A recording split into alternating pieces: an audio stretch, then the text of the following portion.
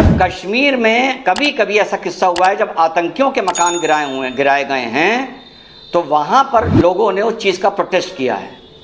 आपने देखा होगा प्रोटेस्टर्स के मकान गिराए गए, पत्थरबाजों के मकान गिराए गए, रॉयटर्स के गिराए गए। तो हम टीवी डिबेट में क्या सुनते थे? बच्चे हैं, नादान हैं, हो जाता है, हो गया। याद है आपको? अब देखिए इनका प्रमोशन हो गया है। तो चलिए शुरू करते हैं। आ रहा हूं रिजवान अहमद के पास। रिजवान जी, डॉक्टर साहब, एसपी बीएसपी दोनों को सुना आपने? शुक्रिया। जय हिंद, वंदे मातरम। पूरे देश को होली की लाख लाख शुभकामनाएं। देखिए, एट अ लार्जर पिक्चर, अभी हम अतीक और इससे अगर बाहर आए हैं, ऐश्वर्या भाई जी, आप पूरे देश का एक इकोसिस्टम देखिए। जब कश्मीर में कभी कभी ऐसा किस्सा हुआ है जब आतंकियों के मकान गिराए गए हैं तो वहां पर लोगों ने उस चीज का प्रोटेस्ट किया है। आपने देखा होगा प्रोटेस्टर्स के मकान गिराए गए, पत्थरबाजों के मकान गिराए गए, रॉयटर्स के गिराए गए। तो हम टीवी डिबेट में क्या सुनते थे? बच्चे हैं, नादान हैं, हो जाता है, हो गया। याद है आपको? अब देखिए इनका प्रमोशन हो गया है। अब विचारधारा तो वही है। अब अगर गैंगस्टर्स के मकान गिराए जा रहे हैं तब भी इनको प्रॉब्लम हो रही है। ये तो ऊपर वाले का शुक्र है कि नॉर्थ इंडिया में अब पिछले 8-9 साल में कोई आतंकी घटनाएं होनी बंद हो गई हैं। आप गैंगस्टर नहीं, आप यूपी में, इलाहाबाद में, मेरठ में किसी आतंकी का मकान गिराइए तब भी इनके पेट में दर्द होगा।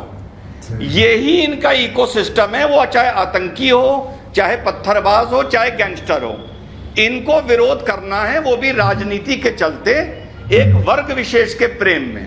पहली चीज। दूसरी चीज, अगर भाई आप लोगों को इतनी प्रॉब्लम है, कंगना रनौत का मकान गिरा था ना, बुलडोजर सबसे पहले वहां चला था, तो भैया बड़ी लोगों के लड्डू बट रहे थे कि भैया उद्धव ठाकरे ने कंगना को उसकी औकात बता दी। कंगना हाई कोर्ट गई, एक कमीशन बैठा, कंगना को 2 करोड़ रुपए कंपनसेशन अनाउंस हो गया। अगर आप लोगों को योगी के एक्शन से घर गिराना, मकान गिराना कोई परेशानी है तो कंगना का वकील कर लीजिए या मुझे वकील कर लीजिए। मुझे सारे कागज दे दीजिए, अपना नक्शा दे दीजिए, मैं आपको हाईकोर्ट लेके चलूंगा। लेके घर मकान गिरा देंगे, कानपुर देहात में माँ बेटी को मिट्टी में मिला देंगे और ऊपर से विधानसभा में कहेंगे कि मैं मिट्टी में मिला दूंगा।